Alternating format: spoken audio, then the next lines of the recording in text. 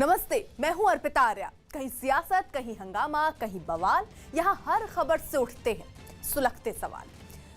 69वें जन्मदिन के मौके पर गांधीनगर पहुंचे प्रधानमंत्री नरेंद्र मोदी ने मां हीराबा से मिलकर उनका आशीर्वाद लिया। राजस्थान में 6 बीएसपी विधायकों के कांग्रेस में शामिल होने के मुद्दे पर मायावती ने ट्वीट कर कांग्रेस पर हमला बोला और कर्नाटक के चित्रदुर्ग में डीआरडीओ यानी Defence Research and Development Organisation का ड्रोन ट्रायल के दौरान हादसे का शिकार हुआ। लखनऊ के राम मनोहर लोहिया मेडिकल कॉलेज में जूनियर डॉक्टर्स और कर्मचारियों के बीच जमकर मारपीट हुई। जूनियर डॉक्टर्स को वहां कॉन्ट्रैक्ट पर काम करने वाले कर्मचारियों से किसी बात पर झगड़ा हुआ था, जिसके बाद गुस्साए जूनियर डॉक्टरों ने कर्मचारियों को पीटना शुरू कर दिया। हंगामे की जानकारी मिलते ही दूसरे कर्मचारी भी वहां पहुंच गए और दोनों गुटों के बीच जमकर मारपीट शुरू हो गई। इस दौरान वहां सिक्योरिटी गार्ड भी मौजूद थे, लेकिन बवाल के बीच वो कुछ नहीं कर पाए। जान बचाने के लिए कर्मचारियों ने खुद को एक कमरे में बंद कर लिया, लेकिन एक लड़के ने दरवाजे में लगे कांच को तोड़ दिया, जबकि एक दूसरे लड़के ने लात मारकर दरवाजे को खोल दिया। इस दौरान कमरे के अंदर मौजूद कर्मचारी काफी डर गए। हालांकि बाद में दोनों तरफ के लोगों को समझाकर हंगामा शांत कराया गया। प्रधानमंत्री नरेंद्र मोदी अपने जन्मदिन के मौके पर गुजरात के केवड़िया पहुंचे, जहां उन्होंने सरदार सरोवर बांध पर नर्मदा नदी की पूजा की। पीएम मोदी के जन्मदिन पर पूरे गुजरात में नर्मदा महोत्सव मनाया जा रहा है और इसके लिए नर्मदा जिले के केवड़िया में खास तैयारी की गई थी, जहां जन्मदिन के मौके पर प्रधानमंत्री नरेंद्र मोदी ने सरदार सरोवर बांध पर मंत्रोच्चार के बीच नर्मदा नदी की पूजा की। इस दौरान वहां मौजूद एक पुजारी ने प्रधानमंत्री नरेंद्र मोदी को विधि विधान से नर्मदा नदी की पूजा कराई। पूजा के दौरान पीएम मोदी हाथ जोड़कर खड़े रहे। इसके बाद उन्होंने पुजारी के कहने पर नर्मदा नदी में फूल और फल अर्पित किए। बाद में पीएम मोदी ने नर्मदा नदी की आरती भी की। इस मौके पर वहां गुजरात के मुख्यमंत्री विजय रूपाणी भी मौजूद रहे। नर्मदा नदी की पूजा करने के बाद प्रधानमंत्री नरेंद्र मोदी केवड़िया के पास गरुड़ेश्वर दत्त मंदिर पहुंचे, जहां महिलाओं ने पहले उन्हें टीका लगाया और फिर उनकी आरती की। इसके बाद पीएम मोदी ने गरुड़ेश्वर दत्त मंदिर में पूजा और आरती की। गरुड़ेश्वर दत्त मंदिर में पूजा करने के बाद मंदिर प्रशासन ने प्रधानमंत्री नरेंद्र मोदी को शॉल भी भेंट की।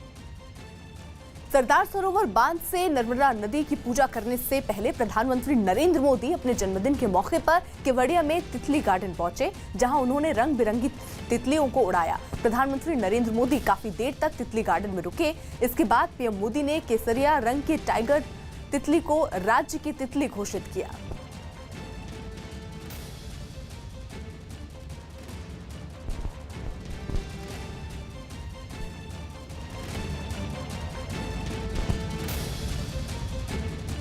अपने जन्मदिन के मौके पर प्रधानमंत्री नरेंद्र मोदी ने एक जनसभा के दौरान देश के पहले गृह मंत्री सरदार पटेल की जमकर तारीफ की।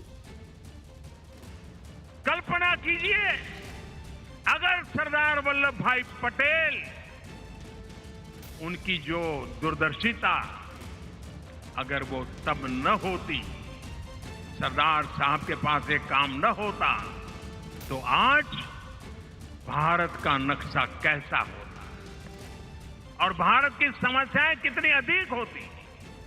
भाइयों और बहनों, एक भारत श्रेष्ठ भारत के सरदार के सपने को आज देश साकार होते हुए देख रहा है। राजस्थान में बीएसपी को जोरदार झटका लगा, क्योंकि उपचुनाव और निकाय चुनाव से पहले राज्य में बीएसपी के सभी 6 विधायक कांग्रेस में शामिल हो गए। मुख्यमंत्री अशोक गहलोत के पिछले कार्यकाल में भी बीएसपी के सभी विधायकों ने कांग्रेस का दामन थामा था और एक बार फिर राजस्थान में वही कहानी दोहराई गई। 2009 की तरह इस बार भी बीएसपी के सभी 6 विधायक कांग्रेस में शामिल हो गए। इन सभी विधायकों ने सोमवार रात कांग्रेस की सदस्यता ली, जिसके बाद ये सभी विधायक विधानसभा स्पीकर सीपी जोशी से मिलने पहुंचे और उन्हें एक साथ विलय पत्र सौंपा। इन विधायकों के मुताबिक आने वाले निकाय और पंचायत चुनाव में उन्हें कांग्रेस के खिलाफ चुनाव लड़ना ठीक नहीं लगा, इसलिए उन्होंने ये फैसला किया। पंचायत के चुनाव है, वहां भी हमें सामने लड़ना पड़ता कांग्रेस पार्टी से, जिसको हमने समर्थन दे रखा है, तो बड़ी खराब परिस्थितियां हमारे सामने आ जाती और क्षेत्र के विकास को, प्रदेश के हित को देखते हुए हम लोगों ने निर्णय लिया। लेकिन बीएसपी सुप्रीमो मायावती को यह झटका बर्दाश्त नहीं हुआ और उन्होंने एक के बाद एक 3 ट्वीट किए, जिनमें वो कांग्रेस पार्टी पर जमकर बरसी और गहलोत सरकार पर उनका साथ देने वाली बीएसपी के साथ दगाबाजी करने का आरोप लगा दिया। जिसका जवाब देते हुए अशोक गहलोत ने मायावती को केंद्र और राज्य की राजनीति का अंतर समझा दिया। और ये राज्यों की स्थिति अलग होती है, उसमें मायावती जी को बड़ा दिल रखना चाहिए कि ये स्टेट के इंटरेस्ट में किया तो कोई बात नहीं। बीएसपी विधायकों के कांग्रेस में शामिल होने के बाद विधानसभा में कांग्रेस के विधायकों की संख्या 100 से बढ़कर 106 हो गई है। हैती में लगातार 3 हफ्तों से पेट्रोल और डीजल की कमी से जूझ रहे लोगों ने एक बार फिर राजधानी में बवाल किया। उन्होंने हिंसक प्रदर्शन के जरिए अर्थव्यवस्था संभालने में नाकाम रहे राष्ट्रपति का इस्तीफा मांगा। और जब पुलिस ने उन पर कार्रवाई शुरू की तो सरकार का विरोध कर रहे लोगों ने उनकी एक गाड़ी फूंक दी। हंगामा बढ़ने के बाद पुलिस ने हिंसा कर रहे लोगों को गिरफ्तार करना शुरू कर दिया। इससे पहले लोगों ने राजधानी पोर्ट ऑ प्रिंस की सड़कों पर पेट्रोल पंपों के बाहर टायरों में आग लगा दी।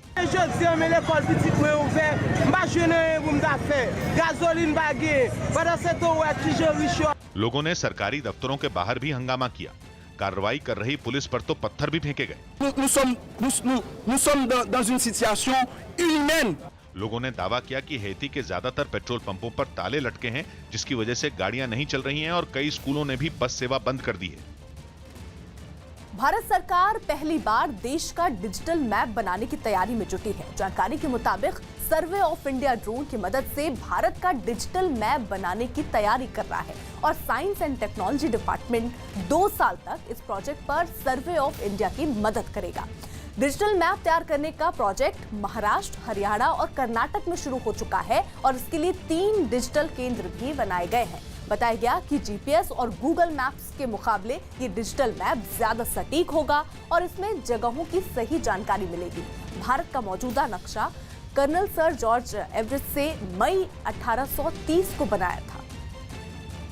केंद्रीय गृह मंत्री अमित शाह ने जम्मू कश्मीर से आर्टिकल 370 हटाने के फैसले को अखंड भारत का सपना पूरा करने की दिशा में उठाया गया कदम बताया।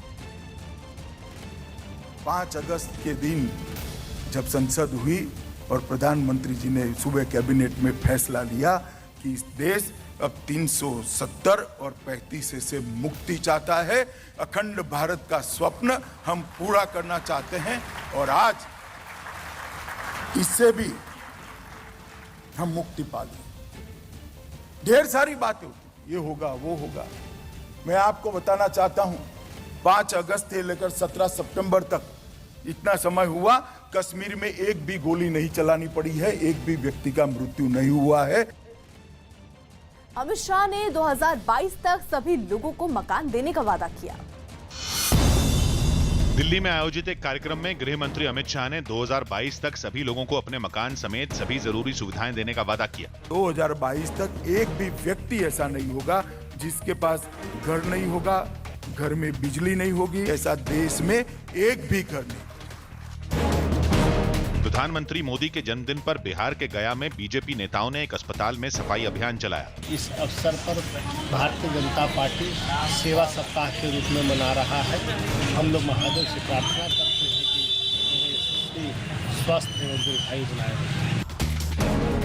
यूपी के प्रयागराज में गंगा और यमुना नदी का पानी कई इलाकों में घुसने से लोगों की मुश्किलें बढ़ गईं। पानी वहाँ जब जमुना का पानी और हो जाता है तो ये पीछे का पानी छोड़े जाते हैं, वहाँ के यहाँ इकट्ठा होता चला जाता है।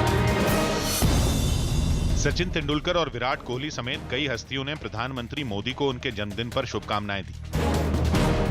खबर है कि भारतीय महिला क्रिकेट टीम की एक खिलाड़ी से भी सट्टेबाजों ने बात करने की कोशिश की थी।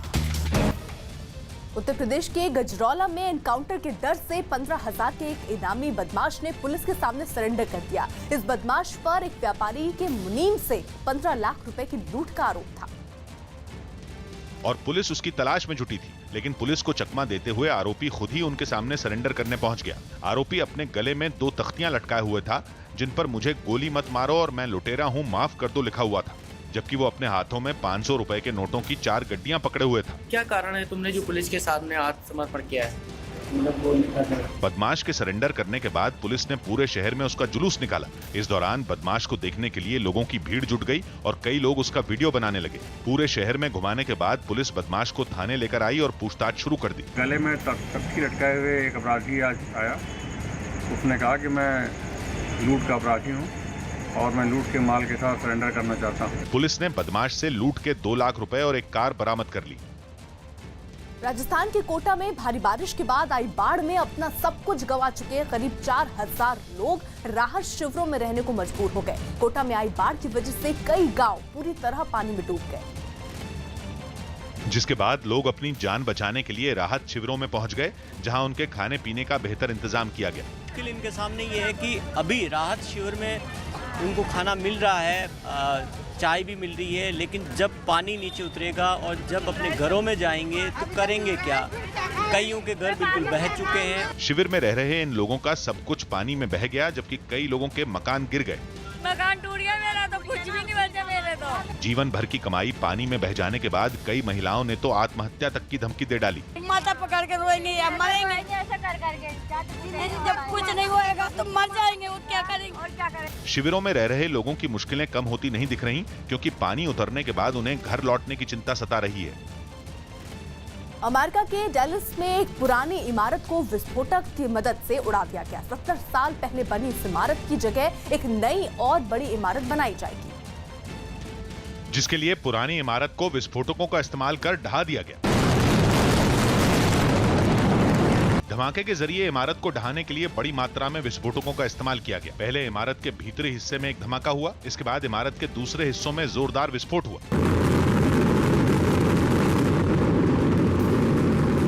I'm excited about the new high-rise and some shopping, coffee shops, just bring life to the area. धमाके के बाद उठने वाले धूल के गुबार ने आसपास के इलाके को ढक लिया। इमारत के करीब रहने वाले लोगों को घरों में रहने और खिड़कियां बंद रखने की चेतावनी दी गई थी।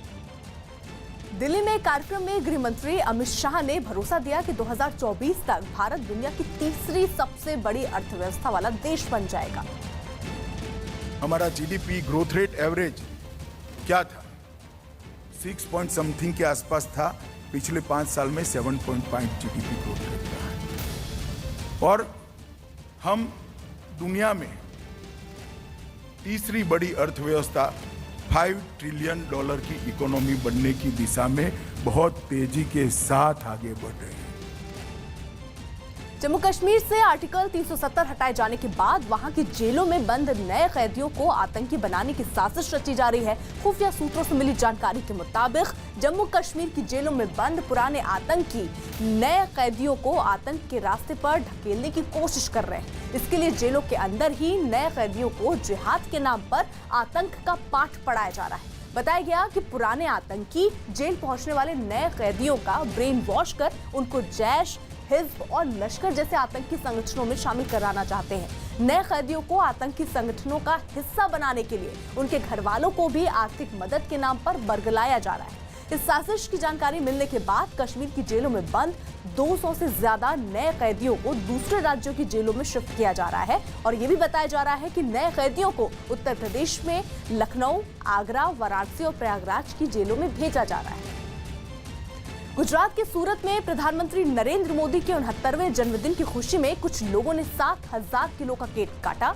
700 फीट लंबे इस केक का नाम केक अगेंस्ट करप्शन रखा गया, जिसे काटने के लिए 7000 लोग एक जगह जुटे और इस खास केक को काटकर प्रधानमंत्री को जन्मदिन की शुभकामनाएं दी।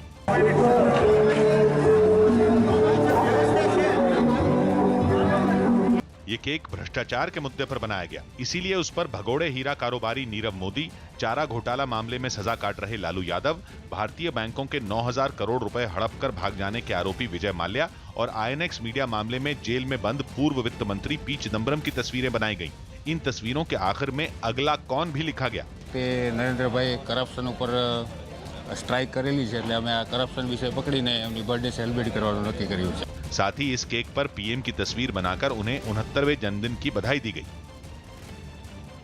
मध्य प्रदेश के रायसेन में 2 मंजिला एक इमारत भरभरा कर गिर गई। जर्जर हो चुकी इस इमारत की बारिश के पानी में नींव और कमजोर हो गई, जिसके बाद 2 मंजिला ये मकान अचानक ढह गया। मकान में रहने वाले लोगों को उसके ढहने की आशंका थी, इसलिए उन्होंने 2 दिन पहले ही मकान खाली कर दिया था। मकान के गिरने से उसका मलबा सड़क पर गिर गया और हादसे के दौरान वहां खड़ी एक सफेद कार भी फूट गई। हालांकि गनीमत ये रही कि मकान ढहने के वक्त वहां कोई मौजूद नहीं था।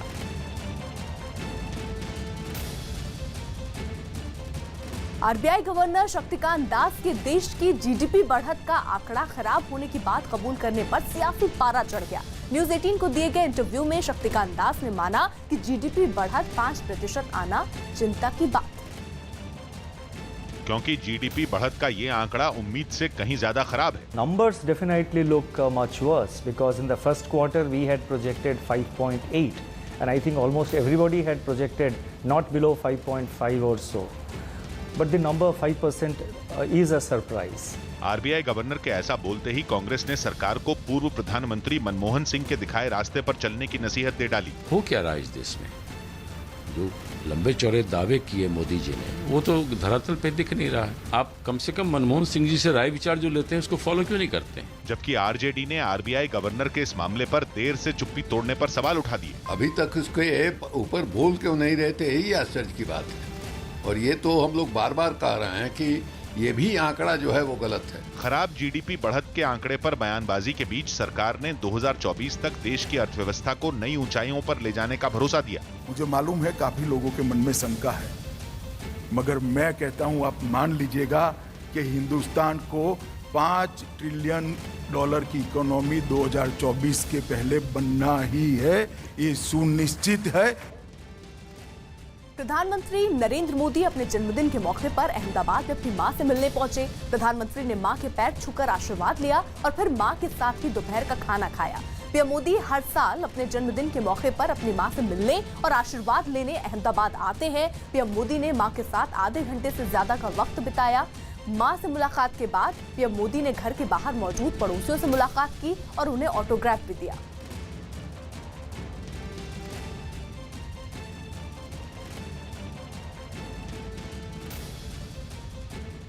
प्रधानमंत्री नरेंद्र मोदी अहमदाबाद पहुंचे थे अपनी मां से मुलाकात करने। गुजरात में भी वहां कई कार्यक्रम भी थे जिस पर पहले शिरकत करने के बाद प्रधानमंत्री दोपहर में मां के पास पहुंचे, उनसे मुलाकात की, आशीर्वाद लिया और उसके बाद उनके साथ खाना भी खाया। लेकिन जब वो बाहर निकले तो वहां पड़ोसी मौजूद थे, उनसे भी प्रधानमंत्री नरेंद्र मोदी मिले।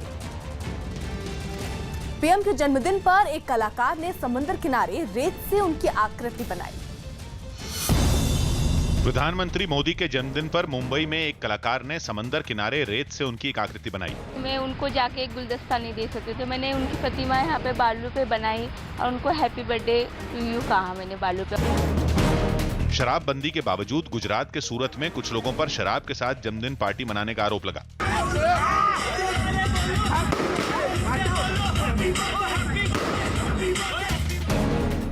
ओडिशा के पुरी में एक कलाकार ने प्रधानमंत्री के जन्मदिन पर मिट्टी से उनकी कई मूर्तियां बनाई। सौरव गांगुली ने विराट कोहली और स्टीव स्मिथ की तारीफ करते हुए दोनों की तुलना को गलत बताया। These are questions not to be answered. के पीछे how does it matter? It's about performance. Virat is the best in the world at the moment. China badminton open में सात्विक और अश्विनी पुनप्पा की जोड़ी ने पहले राउंड के मिक्स डबल्स मुकाबले में जीत हासिल कर ली। पाकिस्तान क्रिकेट टीम के मुख्य कोच और चयनकर्ता मिसबाह उल हक ने खिलाड़ियों को मिठाई और बिरयानी देने पर रोक लगा दी ताकि उनकी फिटनेस में सुधार किया जा सके। कर्नाटक के चित्रदुर्ग में उड़ान के दौरान एक ड्रोन क्रैश होकर जमीन पर गिर पड़ा। रुस्तम 2 नाम के इस ड्रोन को सेना के लिए हथियार बनाने वाले संगठन डीआरडीओ यानी Defence Research and Development Organisation ने बनाया था, जिसका ट्रायल किया जा रहा था। लेकिन उड़ान के दौरान ड्रोन आसमान में ही क्रैश हो गया और कलाबाजियां खाते हुए तेजी से नीचे की ओर गिरने लगा। थोड़ी ही देर में ड्रोन एक खेत में जा गिरा। नीचे गिरने के बाद ड्रोन का मलबा जमीन पर बिखर गया, जिसे देखने के लिए वहां लोगों की भीड़ इकट्ठा हो गई। लोगों ने ड्रोन के मलबे को चारों ओर से घेर लिया, जबकि कुछ लोग तो मलबे के ऊपर चढ़ गए। कुछ लोगों में ड्रोन के मलबे के साथ सेल्फी लेने की होड़ मच गई। ड्रोन के खेत में गिरने की वजह से वहां किसी की जान को कोई नुकसान नहीं पहुंचा। उत्तर प्रदेश के बाराबंकी में लखनऊ बहराइच रोड पर मौजूद एक टोल प्लाजा पर एसयूवी कार सवार कुछ लोगों ने मांगने पर टोलकर्मी से मारपीट की, जिसकी तस्वीरें वहां लगे सीसीटीवी कैमरे में रिकॉर्ड हो गई, जिसमें दिखा कि टोल मांगने पर विवाद के बाद 3 से 4 लोग सफेद रंग की एक एसयूवी कार से उतरे और वहां पर मौजूद एक टोलकर्मी से मारपीट करने लगे। इस दौरान मारपीट को देखकर 3 से 4 टोलकर्मी भी वहां पर आ गए, लेकिन कार सवार लोग उनसे भी भिड़ गए और एक आदमी को नीचे गिरा दिया। मारपीट के दौरान एक टोलकर्मी घायल हो गया, जबकि टोल के मैनेजर ने पुलिस में मारपीट की शिकायत की। जिस संबंध में अभियोग पंजीकृत कर लिया गया है, वाहन में जो 3-4 व्यक्ति अज्ञात बैठे हुए थे, उनकी जानकारी करके वैधानिक कार्रवाई की जा रही है। ब्राजील के फॉर्मोसो नदी में एक गोताखोर का 7 मीटर लंबे एनाकोंडा से आमना सामना हो गया। काफी अनुभव रखने वाले ब्राजील के गोताखोर कई कैमरों के साथ नदी की सतह पर पहुंचे थे, जहां वो 7 मीटर लंबे और खतरनाक एनाकोंडा को सतह पर लेटे देखकर चौंक गए। एनाकोंडा से उनका ये आमना सामना बहुत डरावना था। बार्थोलोमेओ बोवे नाम के अनुभवी गोताखोर डरे नहीं और एनाकोंडा के मुंह के ठीक सामने कैमरा लेकर पहुंच गए। एक वक्त तो वो एनाकोंडा की जीभ के बहुत करीब आ गए। एनाकोंडा ने भी कैमरे को अपनी जीभ से छूने की कोशिश की। खतरनाक एनाकोंडा किसी भी वक्त गोताखोर पर हमला कर सकता था। हालांकि कुछ ही देर में वो पीछे की ओर मुड़ गया। करीब 90 किलो वजन वाला एनाकोंडा गोताखोर से दूर जाने लगा। इसके बावजूद बार्थोलोमेओ बोवे घूमकर फिर उसके सामने आ गए। बड़ी बड़ी मछलियों और समुद्री जीवों को आसानी से निगलने वाला एनाकोंडा उनके कैमरे की ओर बढ़ा, लेकिन एक बार फिर वो सतह की मिट्टी उड़ाते हुए गोताखोर से दूर चला गया। हालांकि अनुभवी गोताखोर उसका वीडियो रिकॉर्ड करते रहे, जिसे बाद में उन्होंने सोशल मीडिया पर शेयर किया। केंद्रीय मंत्री नितिन गडकरी ने नागपुर में कार्यक्रम के दौरान दलित, शोषित और वंचित लोगों को आरक्षण मिलने का समर्थन किया। आरक्षण मिलना चाहिए। जो समाज में शोषित है, पीड़ित है, दलित है, सोशली, इकोनॉमिकली, एजुकेशनली बैकवर्ड है, उनको मिलना चाहिए। पर आरक्षण मिलने से समाज की पूरी प्रगति होगी, ऐसा अगर कोई समझ लेगा तो ये सच्चाई नहीं है। दिल्ली में प्रधानमंत्री नरेंद्र मोदी के 69वें जन्मदिन पर कुछ लोगों ने 569 किलो का लड्डू तैयार किया। कारीगर ने बताया कि इस लड्डू को बनाने में 24 घंटे का वक्त लगा, जिसे पीएम के जन्मदिन के मौके पर तैयार किया गया। इस लड्डू पर हैप्पी बर्थडे मोदी जी लिखकर उन्हें शुभकामनाएं दी गईं और जिस बर्तन पर इस लड्डू को रखा गया उसे चारों तरफ से फूल माला से सजाया गया। 69 साल के प्रधानमंत्री नरेंद्र मोदी हो गए हैं और 569 किलो का लड्डू तैयार किया गया है। 200 किलो घी, 200 किलो बेसन, 200 किलो चीनी का इस्तेमाल किया गया है और यहाँ सामने में हैप्पी बर्थडे प्रधानमंत्री का नाम मोदी लिखा हुआ है। इस लड्डू को बनाने वाले कारीगर ने बताया कि इसे बनाने के दौरान साफ सफाई का खास ख्याल रखा गया। जो मोदी ने सफाई का अभियान चला रखा है उसी को ध्यान में रखते पूरा सफाई का इसमें ध्यान रखा गया। 569 किलो के इस लड्डू को एक कार्यक्रम में केक की तरह काटने के लिए तैयार किया गया। बीजेपी नेता मनोज तिवारी ने प्रधानमंत्री नरेंद्र मोदी के 69वें जन्मदिन पर गाना गाकर उन्हें बधाई दी। मिलजुली गावे के बधैया, बधैया गाव सोहर हो, आजे मोदी जी के भैले जन्मवा, जगत गावे सोहर हो। पीएम के जन्मदिन के मौके पर अनुराग ठाकुर ने सफाई अभियान चलाया। प्रधानमंत्री के जन्मदिन के मौके पर वित्त राज्य मंत्री अनुराग ठाकुर ने लेह में एक सफाई अभियान चलाया और दूसरे कार्यक्रमों में भी शिरकत की।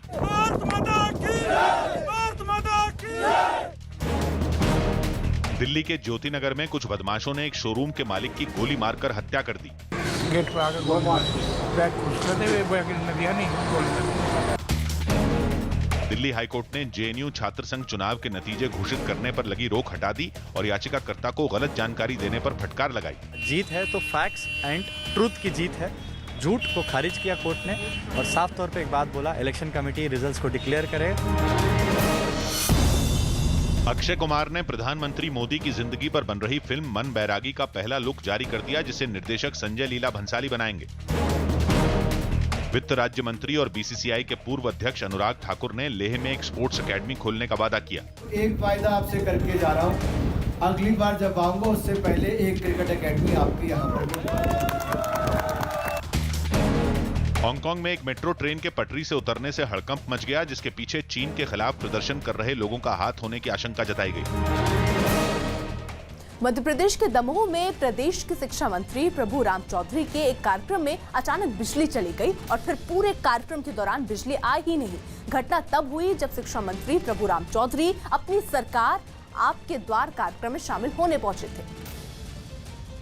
लेकिन जैसे ही उन्होंने भाषण शुरू किया, अचानक बिजली गुल हो गई और पूरे कार्यक्रम के दौरान बिजली फिर आई ही नहीं। इस बीच शिक्षा मंत्री प्रभुराम चौधरी हाथ में माइक लेकर बिजली आने का इंतजार करते रहे। बिजली जाने के बाद शिक्षा मंत्री ने टॉर्च और मोबाइल की लाइट में वहां लगे स्टॉल का निरीक्षण किया। न्यूज 18 की टीम ने जब उनसे बदहाल बिजली व्यवस्था पर सवाल पूछा तो शिक्षा मंत्री प्रभुराम चौधरी गोलमोल जवाब देकर चलते बने। दौरान लाइट चली गई नहीं, अब देखिए ऐसा है कभी भी ट्रिप कर सकती है, कहीं कोई भी, अब बरसात का टाइम है, कहीं पानी ज्यादा गिर गया तो कहीं कुछ बात हो गई। हालांकि जाते जाते उन्होंने जिले में बिजली व्यवस्था के इंतजाम दुरुस्त करने की बात कही। जिले में विद्युत व्यवस्था को पूरी तरह से दुरुस्त करेंगे, अगर कहीं कोई शिकायत मिलती है तो आप मुझे बताइए। कर्नाटक के तुमकुर में चित्रदुर्ग से दलित बीजेपी सांसद नारायण स्वामी को कुछ लोगों ने मंदिर जाने से रोक दिया। वो वहां एक गांव में विकास के कामों का मुआयना करने पहुंचे थे, लेकिन गांव वालों ने दलित होने की वजह से बीजेपी सांसद को गांव में घुसने तक नहीं दिया और उनकी गाड़ी के आगे आकर खड़े हो गए, जिसके बाद बीजेपी सांसद और उनके साथ पहुंचे लोगों ने गांव वालों को काफी देर तक समझाने की कोशिश की, लेकिन ये लोग नहीं माने, जिस वजह से उन्हें वहां से लौटना पड़ा। उनके साथ पहुंचे दूसरे लोग भी गांव के बाहर से ही लौट गए।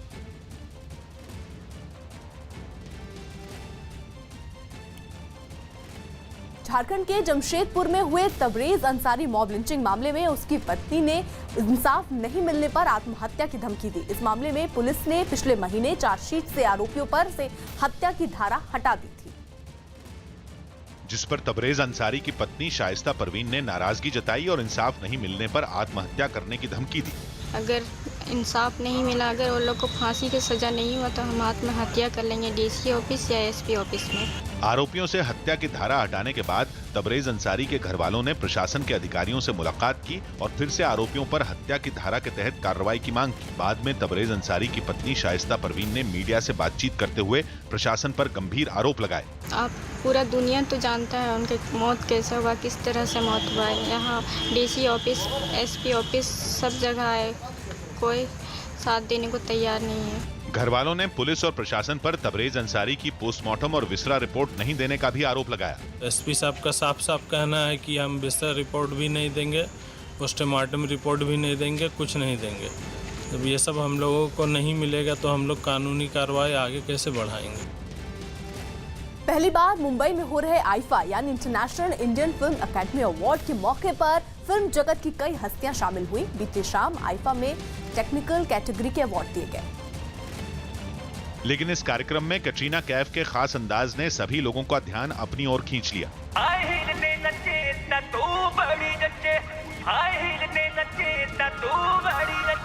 कटरीना ने मीडिया के सामने कैमरों के लिए पोज दिए और साथ ही आईफा में अपनी परफॉर्मेंस के बारे में बताया।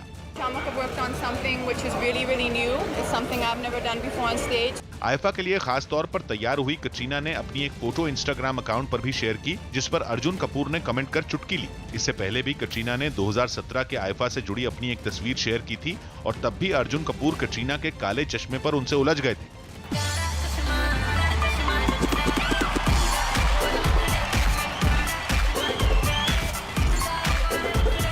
बीती शाम आईफा के होस्ट राधिका आप्टे और अली जफर थे। मैं तीसरी बार होस्ट कर रही हूँ, पर आई थिंक उसकी आदत कभी भी नहीं पड़ती, वो नर्वसनेस हमेशा होती है स्टेज पे जाने की। वहीं शो में पहुंचे विक्की कौशल ने बताया कि आईफा उनके लिए क्यों खास है और इस बार वो शो में क्या करने वाले हैं। आईफा में फर्स्ट टाइम परफॉर्म कर रहा हूँ आईफा स्टेज पे। IIFA stage has always been very special to me. बताया गया कि आईफा का मेन शो आयुष्मान खुराना और उनके भाई अपार शक्ति खुराना होस्ट करेंगे। महाराष्ट्र के मनमाड रेलवे स्टेशन पर आरपीएफ के जवान ने ट्रेन पर चढ़ने के दौरान नीचे गिरे एक आदमी को सुरक्षित बचा लिया। मनमाड के 3 नंबर प्लेटफॉर्म पर एक यात्री स्टेशन से छूट चुकी काशी एक्सप्रेस ट्रेन में चढ़ने की कोशिश कर रहा था, लेकिन चलती ट्रेन में चढ़ने के दौरान उसका पैर फिसल गया और वो नीचे गिर गया। लेकिन फिर भी उसने ट्रेन के दरवाजे को नहीं छोड़ा और प्लेटफॉर्म पर ट्रेन के साथ दौड़ता रहा, जिसे देखकर वहां मौजूद आरपीएफ के एक जवान ने फौरन दौड़कर उस आदमी को जबरन छुड़ाकर बचा लिया। पूर्वी चीन में हाईवे से गुजर रही एक कार बेकाबू होकर एक मोड़ पर लगे एक खंबे से टकरा गई। हादसे के वक्त इस कार में एक महिला मौजूद थी, जिसकी कार हाईवे के बीचों बीच लगे खंबे से टकराई और अपने पिछले हिस्से के बल खड़ी हो गई।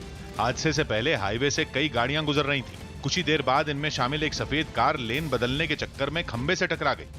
टक्कर इतनी जोरदार थी कि कार पिछले हिस्से के बल खंबे के सहारे खड़ी हो गई। टक्कर के बाद कार चला रही महिला खिड़की में फंसी दिखी, हालांकि बाद में वो नीचे उतर गई। उसने मदद के लिए पुलिस को फोन किया। सीट बेल्ट पहनी होने की वजह से इस हादसे में उसे हल्की चोटें ही आईं। महाराष्ट्र के कई इलाकों में रुक रुक कर हो रही बारिश की वजह से लोगों की परेशानी काफी बढ़ गई। पालघर में तेज बारिश के बाद नदी नालों का जलस्तर बढ़ गया, जिससे नदी के पास वाले इलाकों में बाढ़ आने का खतरा मंडराने लगा। वहीं मुंबई के पास भिवंडी में भारी बारिश के बाद रिहायशी इलाकों में पानी भर गया, सड़कें पानी में डूब गई, जबकि दुकानों में भी बारिश का पानी घुस गया। मकानों के बाहर खड़ी बाइक भी पानी में डूबी नजर आई। लेकिन लोगों की मुश्किलें कम होती दिख नहीं रही हैं, क्योंकि मौसम विभाग ने 18 से 25 सितंबर तक मुंबई, ठाणे, पालघर समेत दूसरे इलाकों में मूसलाधार बारिश होने की आशंका जताई है।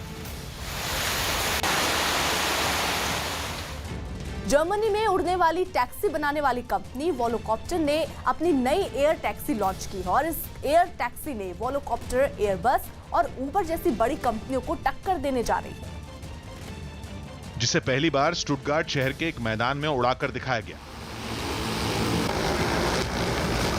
इस एयर टैक्सी का नाम वेलोसिटी रखा गया है।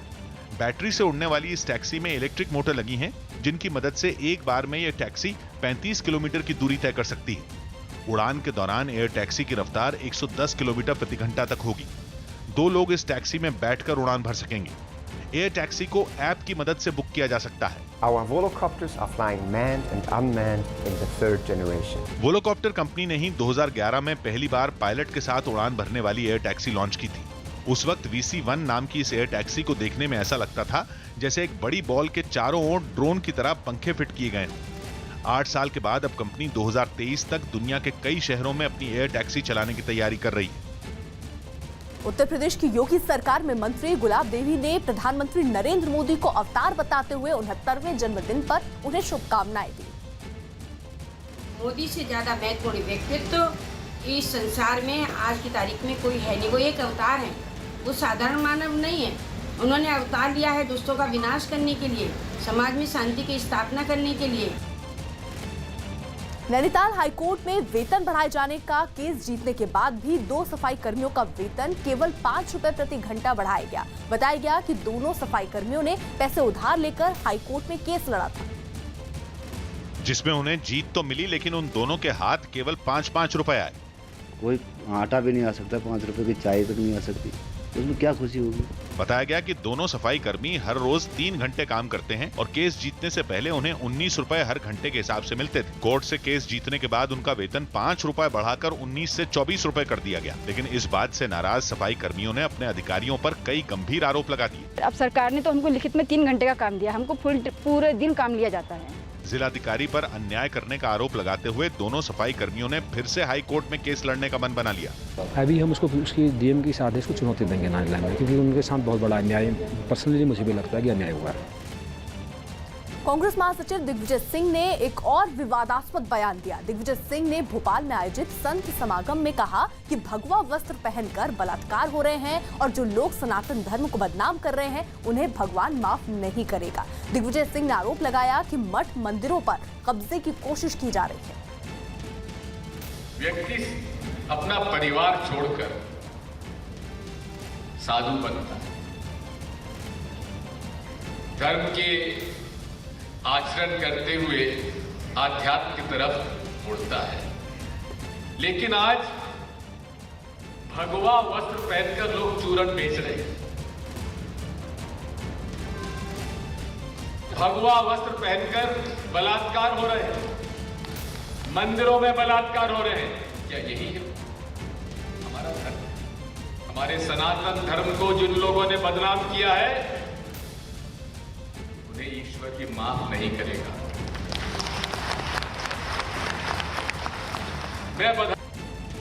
ये मैंने देखा नहीं क्या कहा है, और वो कहें और मैं इतना महत्वपूर्ण मानूं कि मुझे कोई रिएक्शन देना चाहिए, ऐसा मैं मानता नहीं। हर बात विवादित बयान आते रहते हैं, उनके ऊपर क्या कहेंगे?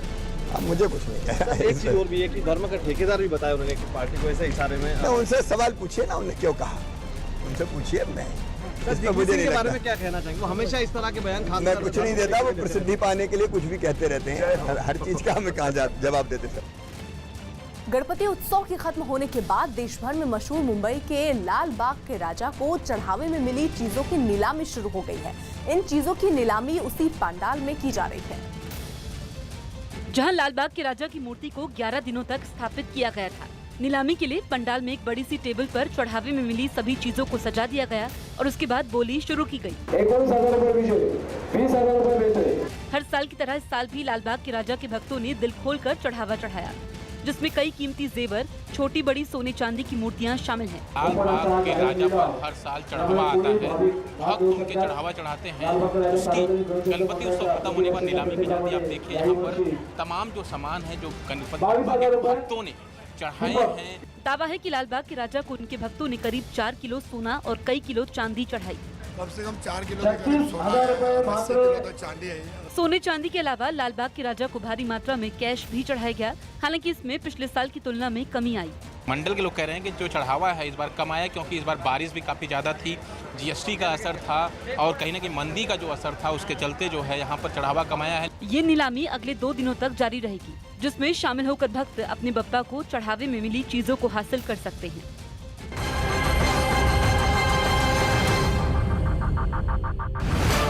न्यूज़ 18 एक्सक्लूसिव तस्वीरें आपके सामने। प्रधानमंत्री नरेंद्र मोदी घर के अंदर मौजूद। परमाने खुद इस